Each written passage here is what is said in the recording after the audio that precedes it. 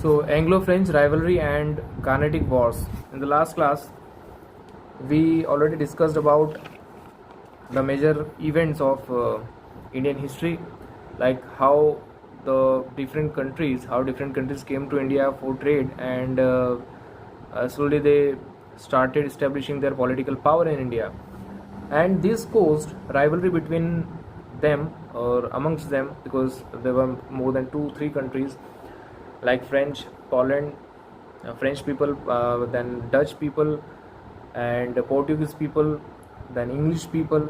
So this all people started fighting each other, and they want to gain political supremacy and in trade also. So two important countries, English peoples and the French people. Which countries? England and France. So these two countries also had rivalry, and that's why they had wars which were known as Carnatic Wars. उनके बीच Carnatic War हुए, and this was discussed earlier in earlier classes. So today let us go with those particular wars in deep. The Carnatic Wars and their result. So British East India Company and French Company were making efforts to gain benefits and expand their political influence. Both try to surpass each other. This was the same concept I said you earlier कि वो एक दूसरे से power छीनना चाहते थे, and they also wanted to hold the power. वो central power, ना सिर्फ trade power but political power भी वो गेन करना चाहते थे, जिसके बाद जितना पावर होगा उतना रॉ मटेरियल वो उतने सस्ते में यहाँ के लोगों से ले पाता. That was also another reason कि वो पॉलिटिकली स्ट्रॉन्ग होना चाहते थे, यानी कि यहाँ पर खुद का राज स्थापित करना चाहते थे, एंड उनको फिर टैक्स भी नहीं देना पड़ता. That was the second reason. Then total 3 Carnatic Wars were there. 3 Carnatic Wars. First was from 1746 to 1748. That means almost 3 years ये war चला. Almost 3 years. Carnatic, once under the control of Mughal Empire, had become independent. Carnatic एक जगह का नाम है जो पहले Mughal empire के अंडर था एंड फिर इंडिपेंडेंट हो गया, यानी खुद का उसने शासन स्थापित किया. Then Arcot, situated between Chennai and Pondicherry, was the capital of this town. इस टाउन का कैपिटल कौन सा था? Arcot. French and English were on opposite sides. 1744 war of Austrian succession in Europe, क्योंकि यूरोप में जो 1744 में वॉर हुआ था ऑस्ट्रियन सक्सेशन का, यानी कि ऑस्ट्रिया कंट्री का सक्सेसर कौन बनेगा, उसके अंदर इंग्लिश और फ्रेंच ऑपोजिट साइड में थे. दैट्स वाई उन दोनों की दुश्मनी वहीं से चलती आ रही थी. ऑलमोस्ट 2-3 साल पहले वो वॉर हुआ था, एंड वो यहाँ पर भी दिखने लगा. The war had telling effect in India also. So इसी के कारण इनके बीच में एनोनिमिटी बढ़ी, यानी कि इनके बीच में जो दुश्मनी थी वो बढ़ी. French governor Dupleix lured Nawab Anwaruddin of Carnatic in his favour. So जो फ्रेंच के गवर्नर थे ड्यूप्लेक्स, उन्होंने नवाब को अपने फेवर में ले लिया उस वॉर में. French forces to control over the British fort in Madras. Madras में जो ब्रिटिश का फोर्स था वो जीत गए उस नवाब की मदद से. And when the Nawab of Carnatic demanded the Madras fort, लेकिन जब जीतने के बाद नवाब ने कार्नेटिक के नवाब ने जब मद्रास का किला उनसे मांगा, तो ड्यूप्लेक्स ने मना कर दिया नवाब को देने से. एंड इसके कारण this led both sides to wars, and Carnatic nawab was defeated. और इन दोनों के बीच में भी युद्ध हुआ, और कार्नेटिक के जो नवाब थे वो हार गए. सो 1748 में फिर से पीस दोनों के बीच में रिस्टोर हुआ, फ्रांस एंड ब्रिटेन के बीच में, यूरोप में. सो इस कारण से उन दोनों के बीच में इंडिया में भी पीस स्टोर हुआ, यानी कि उन दोनों के बीच में शांति स्थापित हुई. The Madras fort was again handed over to English company. English company को मद्रास फोर्ट फिर से दे दिया गया. अब क्योंकि दोनों के बीच में पीस रिस्टोर हो चुका था, उसने नई चीज़ों को जन्म दिया. Like with the defeat of Carnatic nawab, supremacy of European system was establish there. क्योंकि वहाँ पर पहले नवाब हुआ करते थे, नवाब को हरा दिया गया. इस कारण से अब French people and English people का वहाँ पर सुप्रीमेसी हो गई, और दोनों कहाँ के थे? यूरोप के. Then the European countries companies came to India to know that with further increase in the internal interference, political of Indian state policies, supremacy could be established further. तो अगर हम यहाँ पर इंटरफेरेंस करें, यहाँ की पॉलिटिक्स में इंटरफेरेंस करें, तो सुप्रीमेसी बेटर तरीके से इस्टेब्लिश की जा सकती है, यानी कि यहाँ पर पावर इस्टेब्लिश किया जा सकता है. And this war also sharpened mutual rivalries and ill will between the two companies. और इसी राइवलरी इसी के कारण, यानी कि पॉलिटिकल सुप्रीमेसी को हासिल करने के कारण दोनों के बीच में और ज़्यादा दुश्मनी बढ़ने लगी. So this was the very first Carnatic war, जिसके अंदर नवाब से मिलकर फ्रेंच ने इंग्लिश पीपल से मद्रास का किला जीता. फिर नवाब ने वो किला मांगा, लेकिन फ्रेंच पीपल ने मना कर दिया एंड दोनों के बीच भी वॉर हुआ और नवाब अल्टीमेटली हार गए.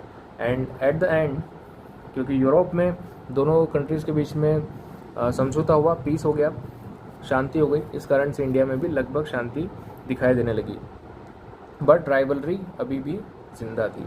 So that's why in 48 from 48 to 54 second Carnatic war हुआ. सो A battle between British East India Company and French Company was fought over the question of succession of the throne of Hyderabad and Carnatic. तो हैदराबाद और कार्नेटिक पर कौन राज करेगा, उसको लेकर के इनके बीच में एक क्वेश्चन पैदा हुआ. So French company declared Muzaffar Jang as the ruler of Hyderabad. तो फ्रेंच कंपनी ने मुजफ्फर जंग को हैदराबाद का रूलर घोषित किया एंड चांद साहिब को कार्नेटिक का. लेकिन ब्रिटिश कंपनी ने मोहम्मद अली को सपोर्ट किया कार्नेटिक में और नासिर जंग को हैदराबाद में. सो इन दोनों के बीच में अल्टीमेटली क्या हुआ, वॉर ब्रोक आउट हुआ, यानी कि वॉर फिर से हुआ. सो नासिर जंग वॉज डिफीटेड, यानी कि जिसको ब्रिटिश कंपनी ने सपोर्ट किया था वो हार गया एंड मार दिया गया. Then Muzaffar Jang gave a sum of 50,000 pound and jagir worth ₹10,000 a year to French company. और क्योंकि उन्होंने फ्रेंच कंपनी ने मदद की थी मुजफ्फर जंग की, इस कारण से मुजफ्फर जंग ने 50,000 पाउंड किसको दिए, फ्रेंच कंपनी को, एंड जागीर दी 10,000 रुपीज़ की हर साल. ओके, जागीर मीन्स एक तरह का लैंड ओनर को दिए जाने वाला टैक्स. सो 10,000 हर साल दिए जाएंगे, ऐसा उन्होंने वादा किया.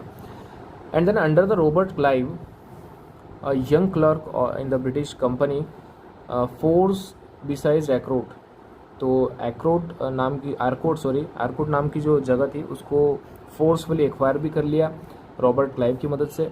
Then चांद Sahib was killed in the war. चांद साहिब को फिर मार दिया गया. The whole Carnatic came under the control of British company. और इसी के कारण से पूरा का पूरा जो कार्नेटिक था वो ब्रिटिश कंट्रोल में आ गया.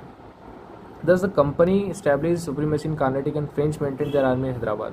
लेकिन हैदराबाद में अभी भी किसकी आर्मी थी, फ्रेंच पीपल की. And in the name of protecting the Nizam and for the Nizam allowed them to collect revenues.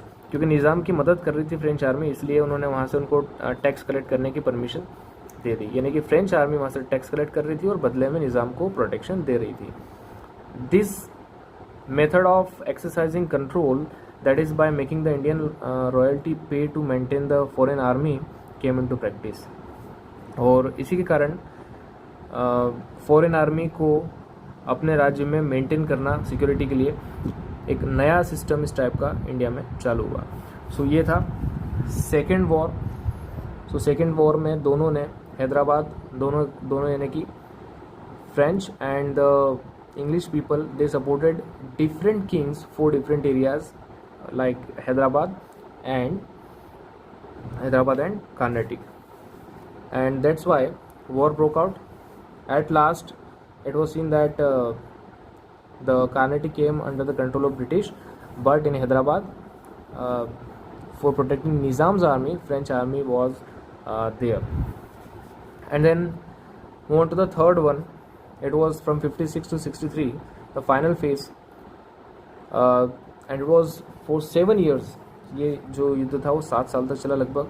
In the war of Wandiwash, yes this is very important war. Wandiwash में फ्रेंच पीपल हार गए 1760 में, and British company सभी war में या सबसे बड़े war में विक्टोरियस हुई, यानी कि जीती, और उसी कारण से फ्रेंच की सत्ता यहाँ से ख़त्म हो गई।